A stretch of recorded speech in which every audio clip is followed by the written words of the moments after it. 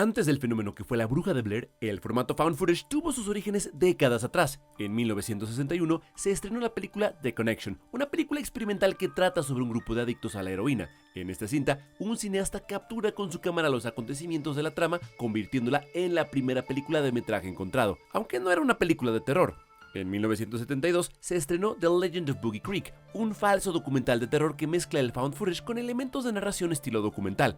Esta cinta trata sobre los avistamientos del monstruo Fook, una criatura similar a Pie Grande. No fue hasta 1980 que estrenó Holocausto Caníbal, una impactante película que se popularizó por su realismo extremo y por grabar escenas con violencia hacia animales reales. Acá el found footage llevó el género a otro nivel con las prácticas violentas que tuvo en su grabación, y pese a ello, fue hasta 1999 que el formato del metraje encontrado se popularizó totalmente con el estreno de El Proyecto de la Bruja de Blair. Esta cinta hizo todo lo correcto para convertirse en el éxito que es el día de hoy. Podrás amarla o odiarla, pero es innegable el éxito de esta franquicia, porque sí, La Bruja de Blair es una franquicia consolidada que con solo 3 entregas en su haber cuenta con 2 continuidades diferentes y una tercera en camino, pues ha anunciado que la casa productora Blumhouse estará haciendo un remake de La Bruja de Blair en los próximos años. El éxito de La Bruja de Blair tiene todo que ver con el timing que fue hecha, sumada al realismo con la que se hizo. En el año en que se estrenó la cinta, el internet no tenía la viralidad que le caracteriza hoy en día. Era apenas un elemento para unos pocos, con acceso más que limitado en muchos lugares. Sin embargo, ya se estaba convirtiendo en una poderosa herramienta de difusión y publicidad para muchas marcas. El equipo de La Bruja de Blair creó una página web para publicitar la película, pero no como una película. La producción desarrolló toda la mitología y leyenda de la bruja supuestamente ocurrida en el pueblo de Burkittsville, en el estado de Maryland, en Estados Unidos, generando desde entonces altos niveles de popularidad en el pueblito. Tanto en su página como en otros sitios de internet y hasta en los noticieros, llegó a anunciarse que los jóvenes que aparecen en el proyecto de La Bruja de Blair habían desaparecido. Otro elemento que agrega realismo a eso es que los actores que aparecen en la cinta,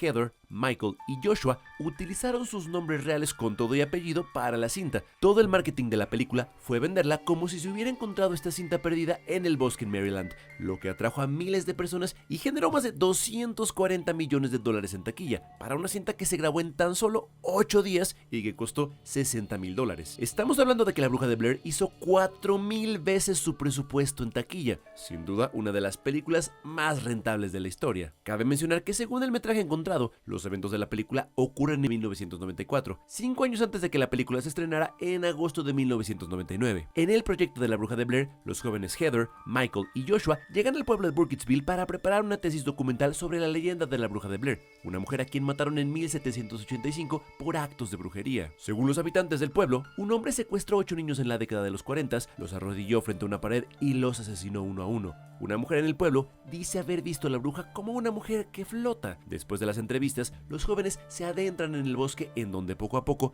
comienzan a perder la razón al escuchar ruidos, pasos y risas de niños por las noches. Se dan cuenta de que no les es posible salir del bosque, pues por mucho que caminan, solo dan vueltas al mismo lugar y uno de ellos ha tirado intencionalmente el mapa. Un día despiertan y no encuentran a Josh, a quien escuchan gritar a lo lejos cuando empieza a caer la noche. Al siguiente día, vuelven a escuchar sus gritos y, además, encuentran figuras hechas con palos y sangre. Vuelven a escuchar los gritos de Josh, que siguen hasta una casa con manos de niños marcadas, casa en donde supuestamente habían llevado a los niños que mataron décadas atrás. Mike y Heather buscan a Josh en la casa. Algo ataca a Mike y cuando Heather lo encuentra, lo ve parado frente a la pared, similar a como se dice que el asesino en los años 40 había puesto a los niños secuestrados. Algo que no vemos ataca a Heather por detrás y la cámara cae al piso sin darnos más explicación. Este final es un clásico que todos recordamos con horror, en especial aquellos que pensaron que la cinta en su momento fue un verdadero metraje encontrado, y yo debo decir que para cuando la película salió yo apenas tenía 7 años, entonces por supuesto que creí que esta cinta era real. Este realismo con el que se realizó la película llega al punto en que el actor Joshua se encargó de rodar la película, Mike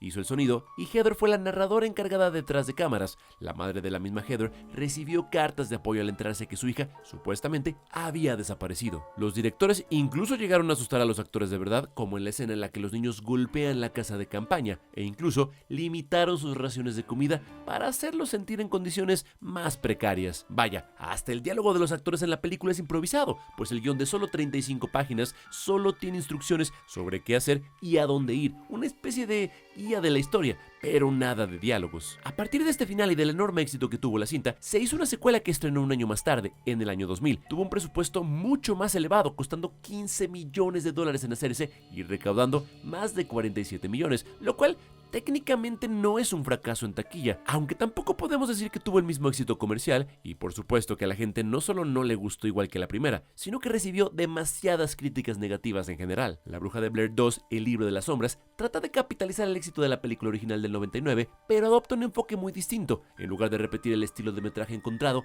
esta secuela se presenta como una película tradicional, con una narrativa más estructurada y personajes definidos. La trama sigue a un grupo de personas que se sienten atraídas por el misterio de la Bruja de Blair y deciden participar en una especie de tour en los bosques de Burkittsville, el lugar donde ocurrió la primera película. Este grupo incluye a Jeff, un guía turístico con una historia de problemas mentales, Stephen y Tristan, una pareja de investigadores que esperan escribir un libro sobre el mito de la Bruja de Blair, Erika, una especie de bruja moderna, y Kim, una gótica con habilidades psíquicas. Todos ellos están obsesionados con el mito por diferentes razones. El grupo pasa la noche en las ruinas de la casa de Rustin Parr, el supuesto asesino vinculado a la leyenda. Después de una noche de borrachera y de perder el conocimiento, despiertan sin recordar lo que pasó. A partir de este punto, la película comienza a jugar con la idea de lo que es real y lo que no lo es. Encuentran sus cámaras destrozadas, pero cuando revisan las cintas, se ven a sí mismos realizando rituales extraños y violentos que no recuerdan. La paranoia se apodera de ellos mientras comienzan a tener alucinaciones y se vuelve imposible para ellos diferenciar lo verdadero de lo falso. A medida que pasa la trama, personas del grupo mueren en circunstancias misteriosas, pero la evidencia apunta a que el resto de los supervivientes puede estar detrás de los asesinatos. Después de pasar una montaña rusa de alucinaciones y sucesos inexplicables, los sobrevivientes del grupo comienzan a descubrir algo inquietante. Mientras revisan las cintas de video que grabaron durante su tiempo en los bosques, lo que ven en ellas es muy diferente de lo que ellos recuerdan. En lugar de simplemente explorar o estar tranquilos, las imágenes muestran que realizaron rituales oscuros y cometieron asesinatos brutales. El problema es que ninguno de ellos recuerda haber hecho nada de eso, lo cual los deja completamente desconcertados. La película concluye con los miembros del grupo detenidos por la policía, cosa que vemos desde el principio, pues la película se narra en una especie de flashback. El personaje de Jeff es acusado de la muerte de las personas que estuvieron en el campamento, y las grabaciones que muestran estos crímenes se usan como evidencia en su contra. Aunque ellos insisten en que son inocentes y que algo sobrenatural los está manipulando, las pruebas visuales en su contra son bastante condenatorias. El gran giro del final es que, como espectadores, no sabemos si realmente estaban siendo poseídos o controlados por la maldición de la Bruja de Blair, o simplemente perdieron la cabeza y se volvieron locos, cometiendo así los crímenes sin darse cuenta. Al final, se mezclan los horrores psicológicos con la influencia sobrenatural, pero se deja en el aire si lo que experimentan los personajes es resultado de la maldición de la Bruja de Blair o si son víctimas de su propia locura colectiva, locura que se ha creado a raíz del fenómeno que fue la Bruja de Blair. Todo esto hace que de alguna forma sea posible que El libro de las sombras ocurra en la misma continuidad que la tercera película de la Bruja de Blair, pero dado que esta última ignora los acontecimientos de la Bruja de Blair 2, es factible decir que son dos continuidades totalmente distintas. En esta cinta los personajes tuvieron el mismo nombre que los actores que los interpretaron, pero no los mismos apellidos, para evitar problemas a futuro como lo hubo con los actores de la cinta original. El proyecto de la Bruja de Blair trata sobre el metraje que se encontró sobre 3 jóvenes que fueron a investigar sobre la leyenda urbana,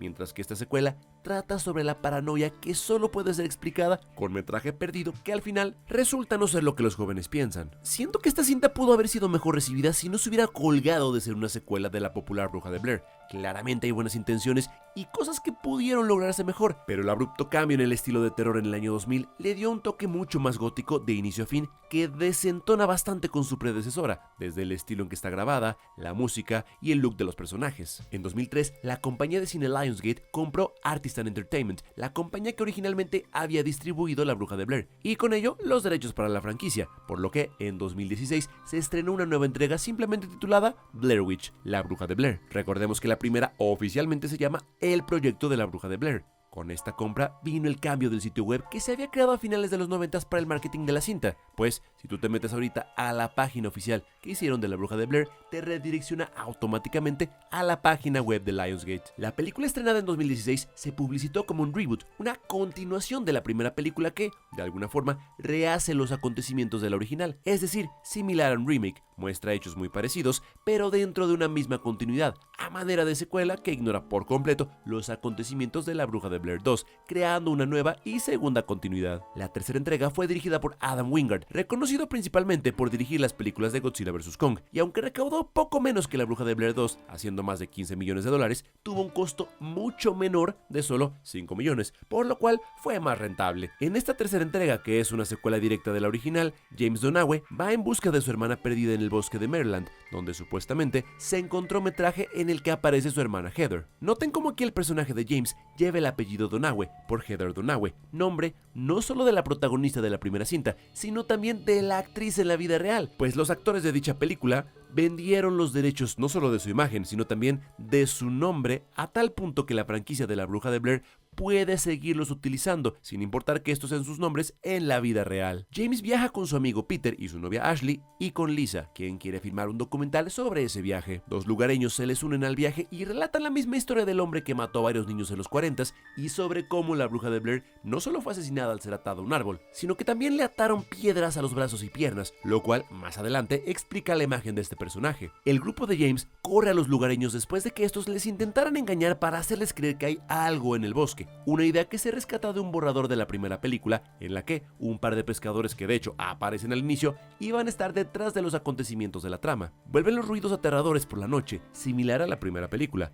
Usan un dron para tratar de encontrar una salida en vez de que se pierdan en el bosque. Y no solo no funciona, también empiezan a notar que la percepción del tiempo y la realidad están gravemente alteradas. Los lugareños que corrieron del grupo aparecen en la noche diciendo que han estado caminando por el bosque por varios días, cuando realmente para ellos solo han pasado horas. También se hace de noche a las 7 de la mañana y encuentran muñecos vudú afuera de sus casas de campaña. El final de esta cinta es muy similar al de la primera. Después de que algunos personajes desaparezcan de manera inexplicable, James y Lisa encuentran la misma casa en donde ocurrieron los asesinatos de niños años atrás y donde se vio por última vez a Heather. Acá vemos por primera vez una imagen de la bruja, la cual es una mujer de cabello largo con las extremidades alargadas, esto debido a lo que habían contado antes de que murió con los brazos y piernas amarrados a piedras pesadas. Al final de la trama vemos que voltear a ver directamente a la bruja es lo que termina matando a la gente, razón por la cual quizá Mike se encontraba mirando a la pared al final de La Bruja de Blair y no le contestó a Heather, pues pensó que su voz era la bruja tratando de engañarlo, aunque bien podemos ver como una escena antes,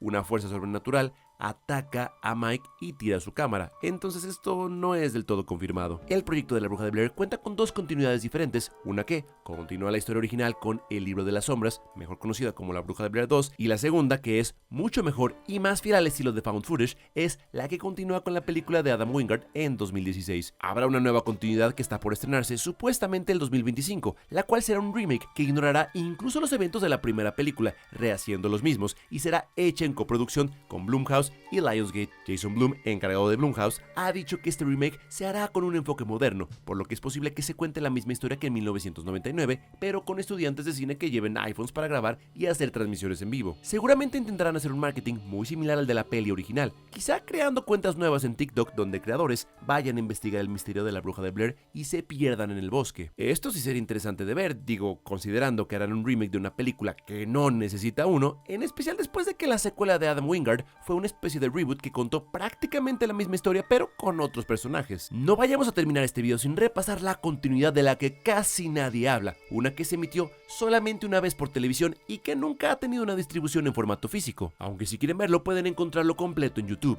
Por supuesto que estoy hablando del especial de La Bruja de Blair de Scooby-Doo. Esta fue una parodia titulada The Scooby-Doo Project, el proyecto de Scooby-Doo, y fue transmitido en 1999, en octubre, y recrea muchas de las escenas casi cuadro por cuadro. Realmente solo se tardaron un mes en hacer este especial, pues La Bruja de Blair estrenó en agosto del 99 y este salió en octubre del mismo año en un especial de Halloween de Cartoon Network. El corto comienza con Fred, Daphne, Vilma, Shaggy y Scooby emprendiendo una investigación sobre una misteriosa bruja que, según cuentan, acecha un bosque. Al igual que en la película original, los personajes se adentran en dicho bosque con cámaras en mano. Mientras avanzan, experimentan los mismos elementos de terror de la cinta original. Se pierden en el bosque, no pueden encontrar el camino de regreso a su camioneta y comienzan a suceder cosas extrañas por la noche. Los personajes encuentran señales perturbadoras como extrañas figuras de palo colgadas en los árboles y ruidos inquietantes durante la noche. La tensión aumenta y Shaggy y Scooby entran en pánico a lo largo de la aventura, gritando y queriendo escapar. El tono es una mezcla perfecta de suspenso y humor ya que los personajes reaccionan de forma cómica ante el miedo. El especial culmina de una manera similar a la película de La Bruja de Blair. Después de días de estar perdidos, los miembros de la pandilla descubren una cabaña abandonada. Al entrar, encuentran señales de que algo o alguien los ha estado siguiendo. En la escena final, la cámara cae al suelo, dejando la impresión de que han sido atrapados por la bruja. Este especial hace un gran trabajo parodiando el proyecto de La Bruja de Blair, desde las entrevistas con los lugareños hasta el momento en que la pandilla lleva días en el bosque y empiezan a hacer metachistes en los que hacen referencias a sus propios clichés, tales como cuando Fred dice que está acostumbrado a resolver misterios en 22 minutos, duración usual de sus episodios, o la referencia a estar siempre buscando los lentes de Vilma. Incluso hay una aparición de Scrappy que por alguna razón se fue popularizando en la mitología de Scooby-Doo como un villano. Otros ejemplos de estos son el live action de Scooby-Doo o la más reciente y recién cancelada serie de HBO Max, Velma. Dinos en los comentarios cuál de estas es tu continuidad favorita y si estás de acuerdo en que, sin importar las secuelas o los remakes, el proyecto de La Bruja de Blair podrá ser terror a fuego lento, pero que supo coser en su momento un clásico del género que le abrió la puerta a otros similares, como Actividad Paranormal, saga de la que estaremos hablando próximamente repasando todas sus películas. Por acá les dejo un video en el que explicamos el final de Smile 2 y de este lado hablamos también sobre una de las mejores películas de terror para esta época, Aterrados. Damas y caballeros, que tengan muy buenas noches.